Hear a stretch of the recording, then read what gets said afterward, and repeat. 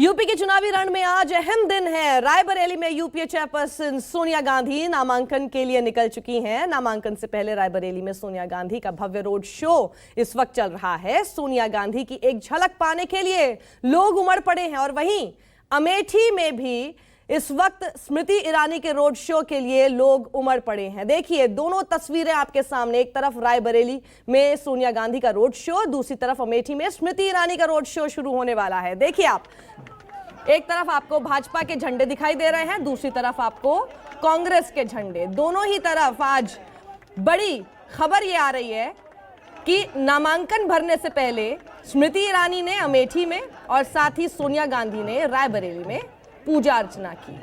दोनों ही तरफ से एक जैसी तस्वीरें, दोनों ही तरफ से एक जैसी खबरें कि दोनों नामांकन भरने के लिए जा रहे हैं। और देखिए सिर्फ झंडों का फर्क है, कार्यकर्ताओं का फर्क है, लेकिन भीड़ बिल्कुल उसी तरह से नजर आ रही है दोनों ही तरफ। स्मृति ईरानी को देखिए आप अमेठी में लोगों को हाथ लहराते हुए, दूसरी तरफ गाड़ी में सोनिया गांधी इस वक्त मौजूद है रायबरेली में अपने परिवार के साथ, और दोनों ही तरफ लोग उमड़ पड़े हैं उनका स्वागत करने के लिए।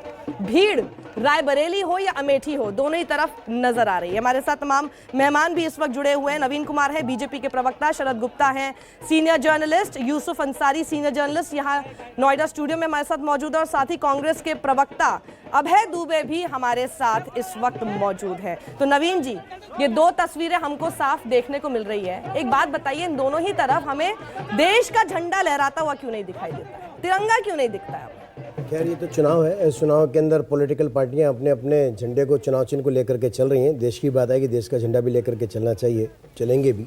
लेकिन आज वैसे सबसे महत्वपूर्ण दिन है साक्षी जी। आज 91 सीटों पर पोलिंग हो रही है और 91 सीटों पर निश्चित तौर पर देश का हर व्यक्ति जो इस समय वोट डाल रहा है, और मैं सबसे कहता हूँ वोट डालना चाहिए, अपने मत का प्रयोग करना चाहिए, एक मजबूत सरकार को बनाना चाहिए, देश की सीमाएं सुरक्षित हों, देश के अंदर राष्ट्रीय सुरक्षा, राष्ट्र भावन, राष्ट्रवाद और विकास तीनों एक साथ जो चला सके, एक मजबूत प्रधानमंत्री देश का चुनना चाहिए। कोई गली मोहल्ले के लिए, सड़क बनाने के लिए, गली का बल्ब चेंज करने के लिए नहीं चुन रहा है। जो व्यक्ति चुन रहा है वो व्यक्ति चुन रहा है, देश का प्रधानमंत्री चुन रहा है। नरेंद्र मोदी का मुझे भाषण याद है कि हम तो छोटी छोटी चीजें यहाँ पे ठीक करने के लिए आए हैं। करेक्ट, हम छोटे काम करने के लिए आए हैं। छोटे काम को आज आप छोटा समझते हैं? किसने कहा छोटा? 5 साल तक राज में रह लिए। ऐसा नहीं है साक्षी जी। देखिए गाँवों तक हमने सड़कें पहुंचाई ना, उन सड़कों को लिंक रोड से लगा करके गाँवों के अंदर तक पहुंचाने का काम हम ही करेंगे ना। जिस 30,000 मकान, ये छोटे नहीं, ये गली का मैंने कहा ना, बल्ब बदलने के लिए की आवश्यकता नहीं है। ये देश को पूरे को विकास के गलियों को रोशन करने की जरूरत है। आप उसको पूरे देश को रोशन आधा ग्लास खाली है या भरा हुआ है, दूसरी उस नजरिए से देखना पड़ेगा। 30,000 मकान बनाए थे कांग्रेस की यूपीए सरकार ने 10 वर्षों में रहते हुए,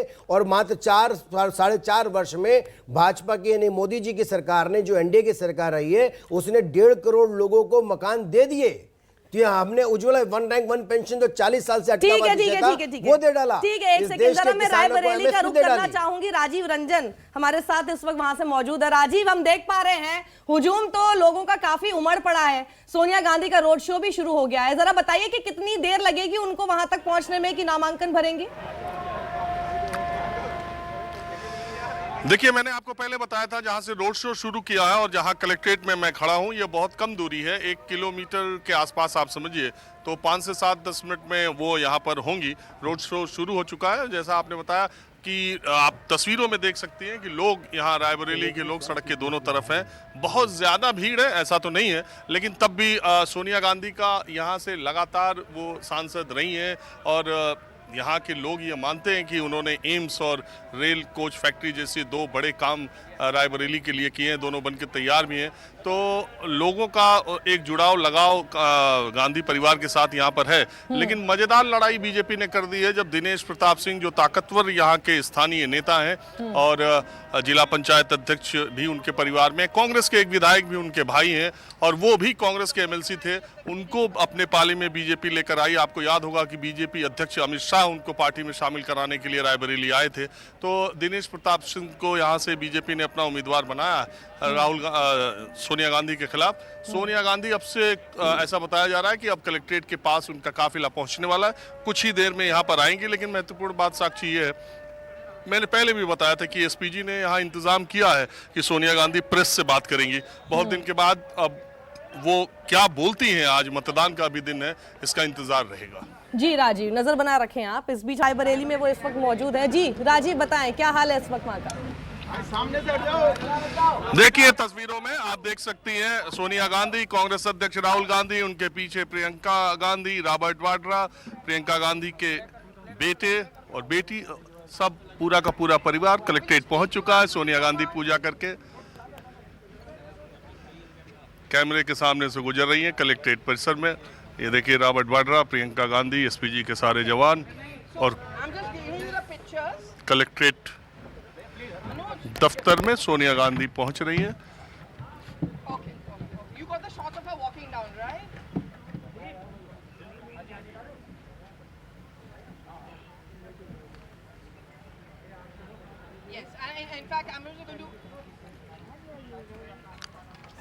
तो आप इस वक्त तस्वीर देख रहे हैं। देखिए, नामांकन भरने के लिए इस वक्त सोनिया गांधी पहुंच चुकी हैं अपने पूरे परिवार के साथ। प्रियंका गांधी भी मौजूद हैं, रॉबर्ट वाड्रा वहां पर हैं, राहुल गांधी हैं। और जैसे ही कैमरा दिखा तो सभी ने मुस्कुराहट के साथ हल्का सा वेव किया। रॉबर्ट वाड्रा ने भी वेव किया। नवीन जी, आप लोगों के लिए किया था वेव, मुस्कुराते हुए।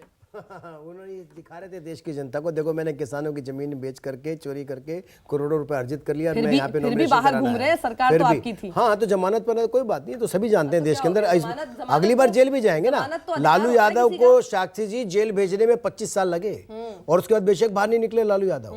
और स्थिति ऐसा नहीं है कि देश का पैसा चोरी कर, पहले तो रॉबर्ट वाड्रा से, इस परिवार से किसी की हिम्मत नहीं थी डीजी रैंक अफसर की भी सवाल पूछ ले, देख भी ले इनकी तरफ। अब कम से कम एक इंस्पेक्टर बुला के जांच तो करता है।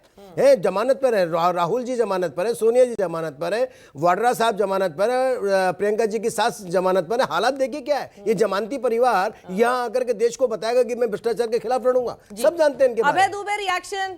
अभय दुबे, देखिए जब भी ऐसी तस्वीर दिखती है, पूरा परिवार जाता है एक साथ मुस्कुराता हुआ, तो बीजेपी को एक मौका मिल जाता है बोलने के लिए कि देखिए जमानती परिवार है ये। तो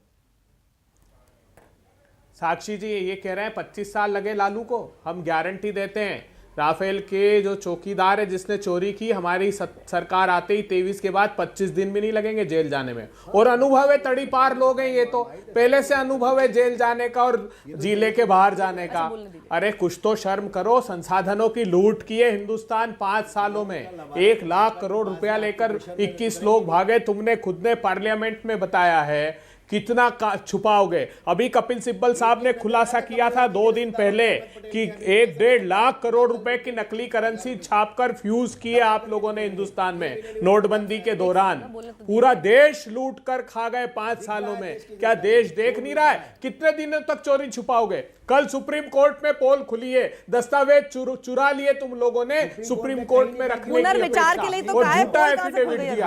पहली बार आजाद भारत में हुआ, आजाद भारत में पहली बार हुआ कि 7 पैराग्राफ में सुप्रीम कोर्ट ने गलत जजमेंट दिया तुम्हारे झूठे एफिडेविट के कारण।